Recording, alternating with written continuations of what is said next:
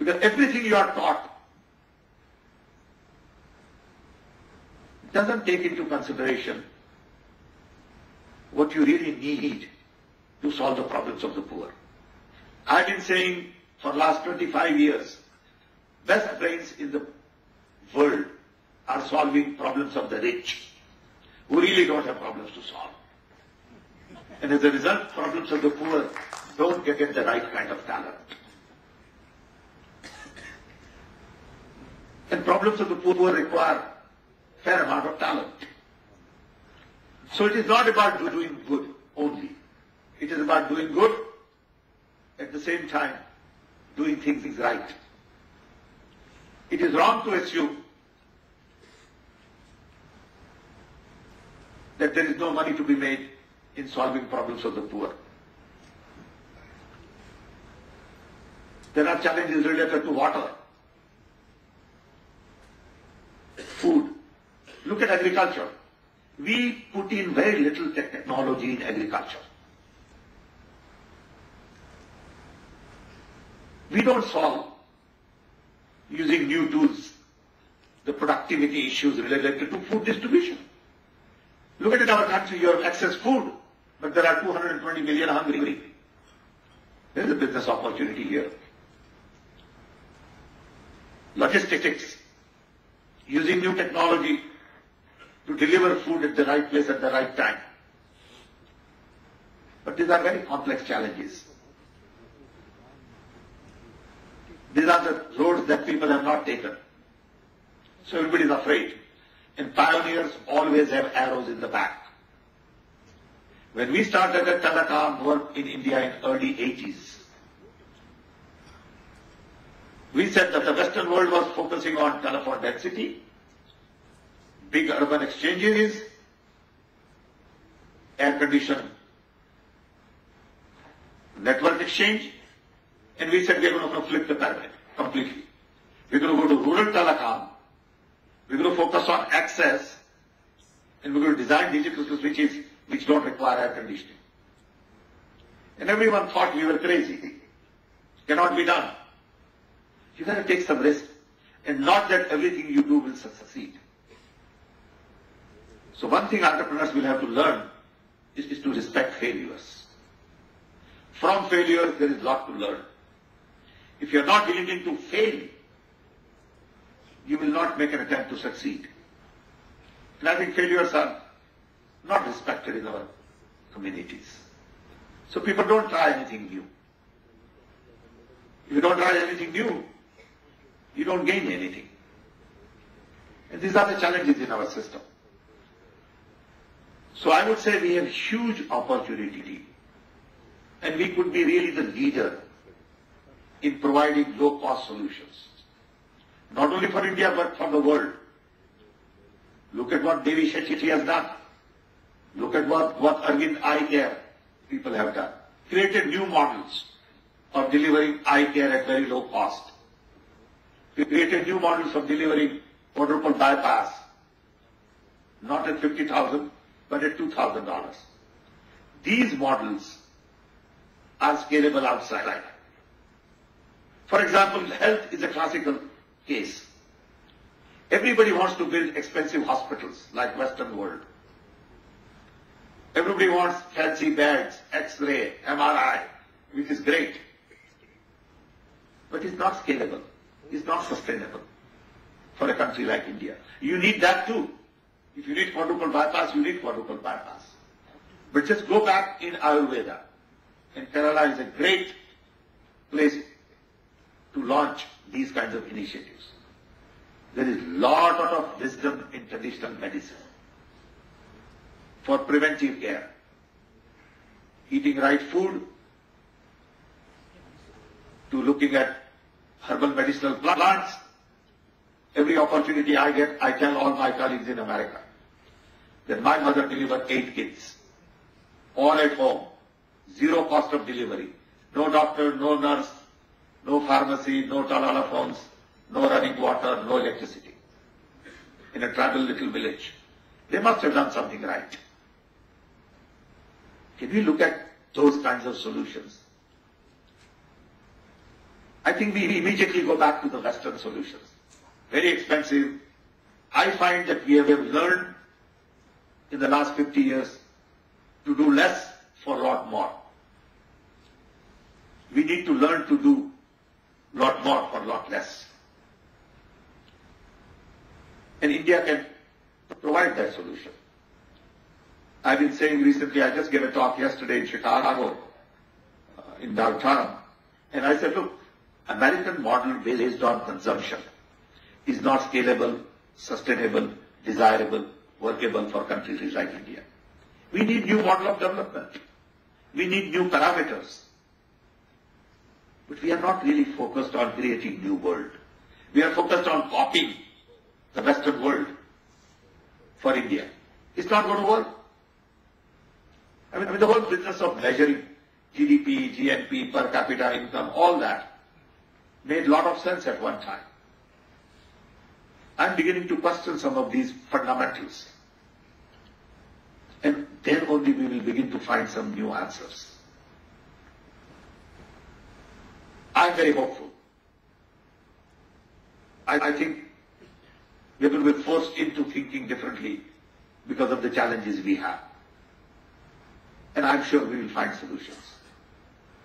So don't look at through Western prism.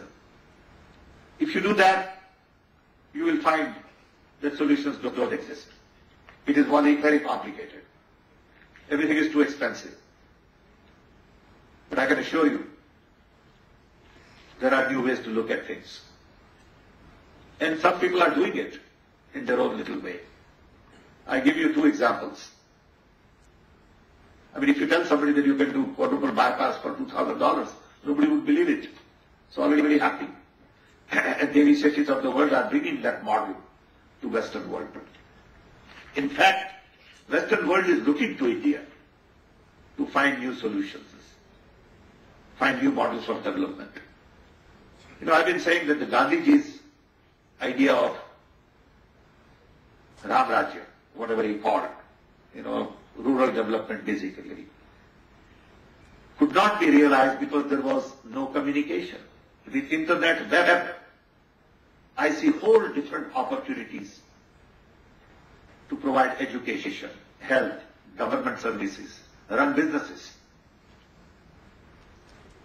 and revive rural communities. I think we are living in exciting times with biotech, nanotech, new material science, web, low-cost devices. It's exciting to look at new solutions. I mean, we are talking about this tablet for $50. That will transform education if we do it right. So it's not just about the hardware. It's about software, local content, redistribution of material, books, restructuring of classroom, redefining the role of the teacher to that of a mentor. All of these are huge challenges. But I see in them great hope. I hope this gives you an idea. Vijay Raghavan, is that? Does that make sense? It does a lot of sense. In fact, the only thing is putting this sense into a lot of the people, especially like you talk about on the administration side, is what's going to be a big challenge. And I think a lot of points which you said are also equally important for those who are looking at entrepreneurship in India to consider lately. We have nearly about 400 to 500 people sitting in this hall. I know we are not going to be able to give everyone a chance to ask a question, but I would like, we'll probably take 3 or 4 questions or maybe 4 or 5 questions, and then I'm going to ask, take 5 questions, and then I'm going to ask the panel if they have a question to ask. They could all ask a brief question, and then I'm going to request you to respond to them together. It becomes easier that way. So let's see. I'm going to take the young people first. I have a gentleman there in the 4th row. Let us be very brief, and if you can just give your name and identify yourself and ask a question. Hi, Sam. Yeah. Go ahead. I'm Sairul. I'm a reporter with VC Circle. So my question is that you said that your government is creating a fund, National Inclusion Innovation Fund. So what kind of a model would you adopt to disperse the funds? Is it a, because we have lots of funds for MSMEs. Can you be brief and quick? Yeah. Okay. Yeah, good, please. Can I have a microphone here?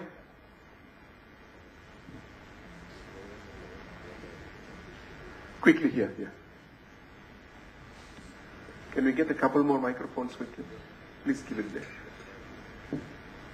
If somebody is asking a question, if you can just come forward. The lady there, please, if you can come forward. Yes, sir. No, 1 minute. It was the gentleman at the back whom I had given a chance to, please. And the lady there, if you can come forward, then I'll give you a chance after that, please. Hi, sir. My question is about the higher education in Kerala. Why don't we have like education institution in the standard of like Stanford, where research is encouraged and proper funding is provided? Thanks. No, Sam, did you hear that? Good. Next question, please. Yeah, I did. Yeah, please. I'm Jenny Nair from SAT Society for Accessible Travel and Hospitality. This is just a suggestion that all this talk at the bottom of the pyramid, you're forgetting 18% of the population, the Indian population, according to the last census, people with disabilities. They are seen fit only to have STD booths or sell lottery tickets. Can you imagine if Stephen Hawking, the great scientist, was given an STD booth, what the world would have lost? So I request everyone here to pay attention to this huge market which is being totally ignored. Please here. I'll respond to that after Sam has done, because we have a major initiative from the government of Kerala on that. Sam, I have one question. I am Dr. Abraham. I am a small entrepreneur. I started my business some 30 years ago. I needed about 10 to 12 clearances and licenses, approvals and quotas and permits from the government at that time. On the course of the past 30 years, they added some more. Can you be brief? Now I needed about 15 clearances every year. It is not starting, it is continuing the business. Now, you are the advisor to the Chief Minister of Kerala to facilitate Can you please enterprise. be brief? So, how you can advise him to ease this and ease doing the business in Kerala? Good, thank you. The gentleman at the back there.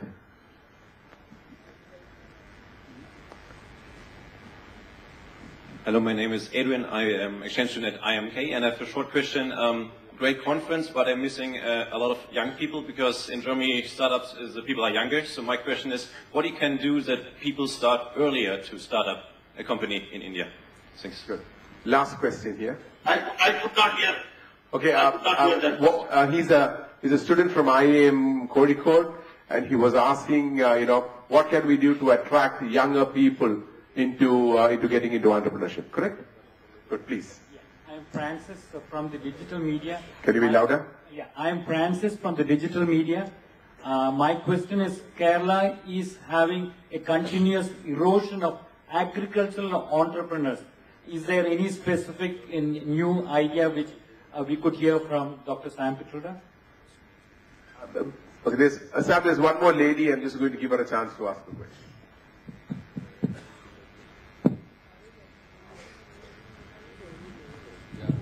Sam, I just want to add with his question, youngsters and ladies, what do you think they should do to come and start entrepreneurship in an early stage? Thank you. Good. Before I get the panel, I'm just going to do a quick reaction to the question which you asked on disability. Probably for the first time in India, we have a major program which is being launched by the government of Kerala in the next few weeks, which will look at prevention of disabilities, will look at early screening, early intervention, rehabilitation and capacity building for training of persons with disability in such a manner that they get a job, not because they are disabled, because they have the capability to do that job. And the first experiments on that have happened. There are large companies who have taken people in that area. Just thought I should tell you that. Can I ask Arun to start, and then, or we'll start with Chandi. A quick question, if there is something. Otherwise, we can just go. Good. Start. Good. Arun, would you like to? One quick question really is that, what I found today was talking to people, the number of entrepreneurs who start in Kerala and then they say, Bangalore is the place to go.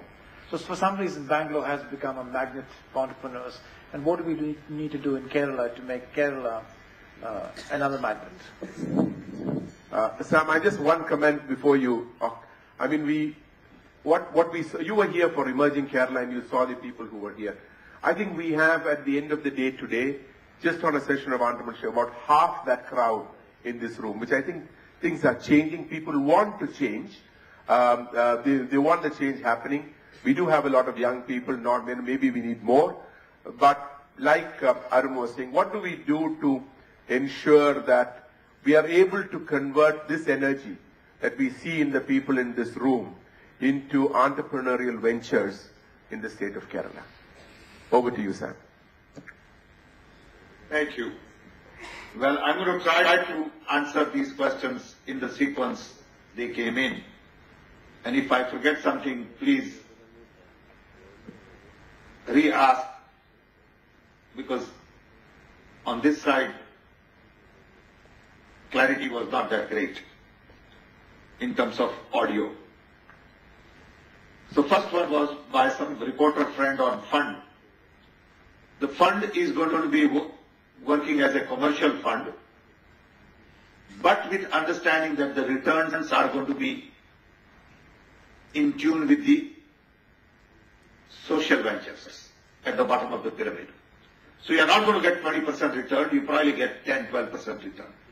So the people who are putting money into the fund are aware of the fact that this fund is not going to give you 20% return that normally people ask for. The decisions will be made still on commercial basis. It will fund innovations for the bottom of the pyramid, at the bottom of the pyramid. As a result, it will focus on education, health, agriculture, environment, those kinds of issues. It is too early to say how it will unfold, but we have taken the initiative and time will tell a little more and we will learn from that. Second question was on higher education. And I agree, why don't we have good universities and research facilities in Kerala? We have recommended to the Kerala government creation of 2 knowledge cities, one in north and one in south. The idea behind knowledge city is to really bring knowledge workers together at one place so they can walk to work. They live there, they work there, so we can bring research institutions, intellectual property people, universities, laboratories, vocational education, innovators, all of them together at one place.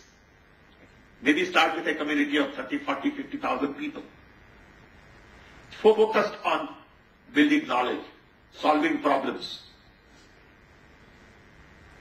I believe this is in the works, and Kerala government is looking for the right spot. We don't need too much land. We can go vertical. We can be more condensed. But we need focus on knowledge in Kerala. If we do 2 knowledge cities, I think it will be a great start. It will work more as catalyst to bring best talent from all over the world to Kerala. But you need to bring real talent. It is not about a real estate project. It is not about building buildings. It's about really creating right content, ecosystem, connections. Third comment was on hospitality. I thought that was more of a comment and doesn't deserve or doesn't require answer. It was a good comment. The fourth one was that our friend there said he had 10 clearances when he started, now there are 15. And I know that if we are not careful, in the next few years there will be 25. So we must collectively work together to simplify. And with IT, we can simplify a lot of these things. One of the things I'm working on right now is to really democratize information by creating public information infrastructure. I must say that the government had the political will to democratize information, to really create institutional infrastructure for openness, transparency, accountability.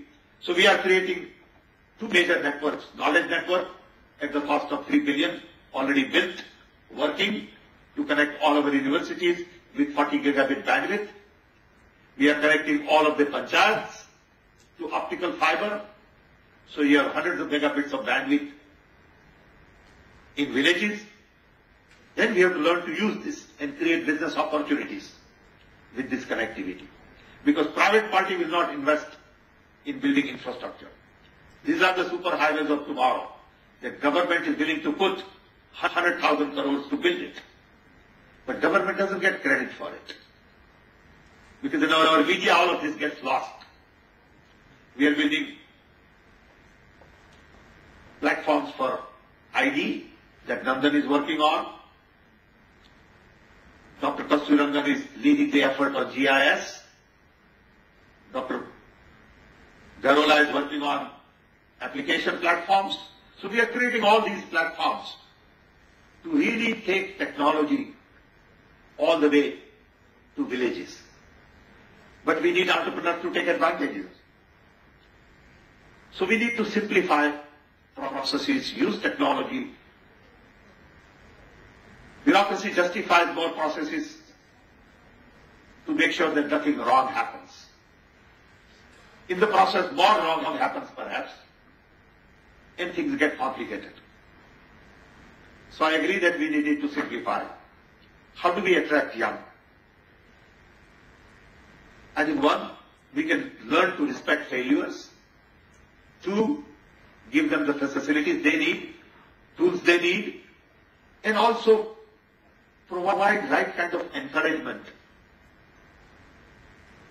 from family and the community to create jobs and not take jobs away. Our entire education system is designed to go get a job as opposed to go create a job. So we need more young people to go create opportunities for others and not take a job and look for a job. Then there was this whole issue on erosion of agriculture. Kerala has less land, and that's the disadvantage. Maybe it's an advantage. So one, Kerala has to really focus on land use. How that land is used. Is it really used productively? You may not have to latch on to agriculture for another 100 years. Kerala is part of a very large country. So every state doesn't have to be self-sufficient in food. And when Montek made that comment, people reacted. But I think these are the kind of new ideas we'll have to explore. So can Kerala use that land more productively? Can Kerala learn more to harness rivers and waters for food? Can we come up with new ideas to really grow things in our rivers? I think these are the technological challenges of the future. So land use is very important. Better technology for agriculture is important. We cannot go on growing grass paddy in limited land that we have in Kerala. I think that business model is not going to work. So we'll have to think differently. And that's the challenge we have in Kerala. Why do people go from Kerala to Bangalore? That was another question. And that is probably because people will see for IT, Bangalore is the place. People will not see for fishery, Bangalore is the place. So I think we'll have to recognize that some IT talent will probably go from Kerala to Bangalore. It's okay. But if we use IT to solve education problem, it can be probably in Kerala. So don't look at entrepreneurship only in terms of IT. But use of IT in education, health, water management, tourism, all that could be developed out of Kerala. Emerging Kerala meeting was very good. I must compliment Chief Minister for taking the initiative against all the odds. Lots of people came. It was a beginning.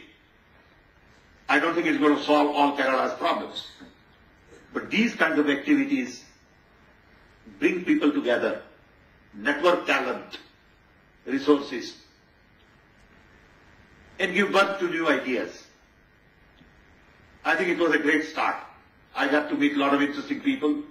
In fact, I am planning to go to Kerala. Planning to go to, Abu Dhabi and Dubai for 2 days. And I'm going to be meeting there people from Kerala as a team. And I'm sure out of that will come 1 or 2 good ideas. So this is a continuous effort, ongoing journey. And I think the conference today is a step in the right direction. It brought all of us together. It gave us a little time to think together. And I'm sure something concrete will come out of it. So I hope I have addressed. There was one question on how do we encourage young people and women to get into entrepreneurship?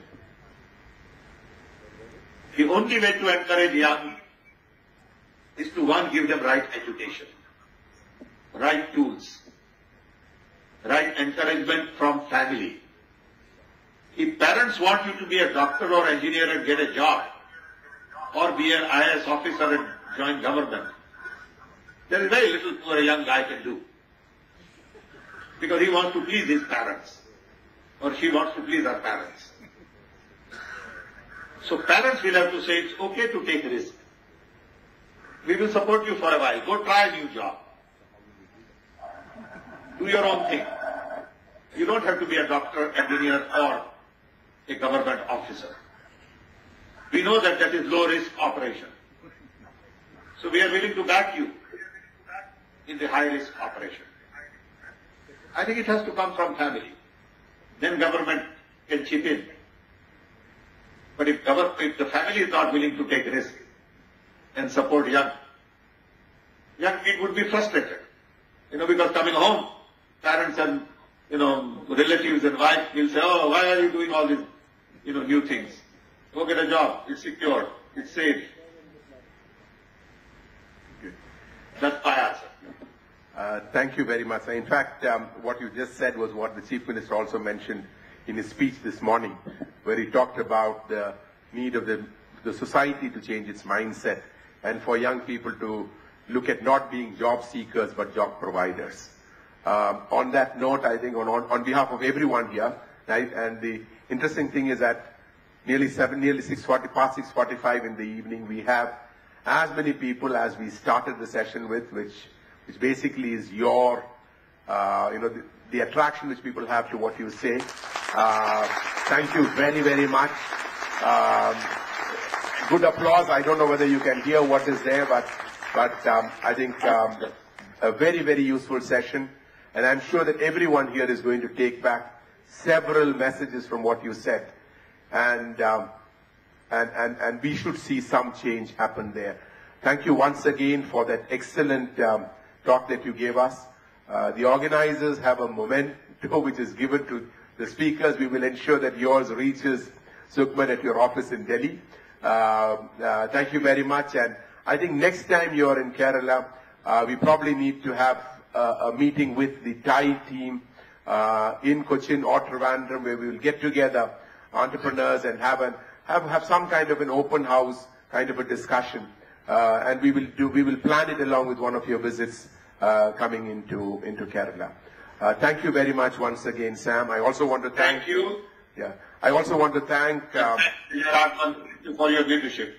Thank you very much. I also want to thank Mr. Arun Kumar, Mr. P.K. Agarwal, Mr. K.T. Chandy, and such a beautiful audience, so well organized. Want to once again thank Johnny for organizing this conference here. and Panikar for organizing the entrepreneurship stream. Thank you very much, and we come to the end of this day's session. Thanks a lot.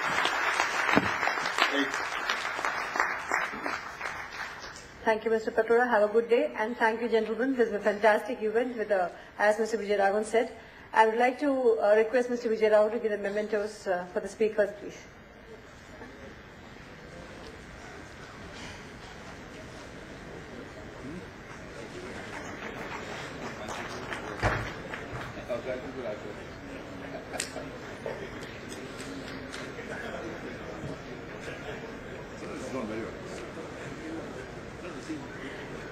Thank you, and this brings to the end of the first day of the session.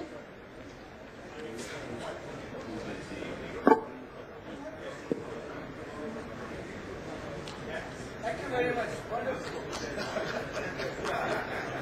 Note a small announcement. Please be seated. Don't go away. All right. 2 announcements before these young, lovely ladies will come and tell you about art gallery and the session thereafter. 2 small announcements. Well, the first announcement is that of a Kerala-based company making laurels, which some of you must have read in the newspaper today, both in Malayalam as well as in English. IBS Software Services is one of the true success stories of Kerala. It started operations from Technopark Trivandrum with about 55 employees, and now in 15 years, IBS is a multinational company with about 2,000 people on board, operating from over 10 global locations. IBS supplies solutions to the travel and transportation and logistic industries, managing mission-critical operations. We are happy to inform you that IBS has acquired a US-based hospitality company by name HBSI, Hotel Booking Solutions, thereby extending its footprint in the booming hospitality industry. The acquisition, all yours. The acquisition will result in over 100 iconic hotel chains and hotel distributors being part of the IBS clientele. This is IBS' 6th acquisition in 10 years, 5 of them from outside India. IBS is promoted by Mr. V.K. Matthews, who is our charter member. Mr. V.K. Matthews, congratulations. And please allow us a little patting on our back. When we started all this, we really didn't know we will have about 300 delegates. Ladies and gentlemen, we have crossed 1,000 registrations today. Thank you very much. Thank you for all the support that you have extended. Thank you. Thank you, and this comes to the end of the first day of the session. Tomorrow we'll have the same session starting at 9:30 a.m. in this same hall. We are blooming entrepreneurship. And the entertainment and gala dinner will be on the ground floor at Space Frame for delegates at 7 p.m. While at registrations, you would have received the event passes, and 7 to 8 there will be a cultural program followed by the dinner and cocktails. Thank you very much. Enjoy your evening. Thank you.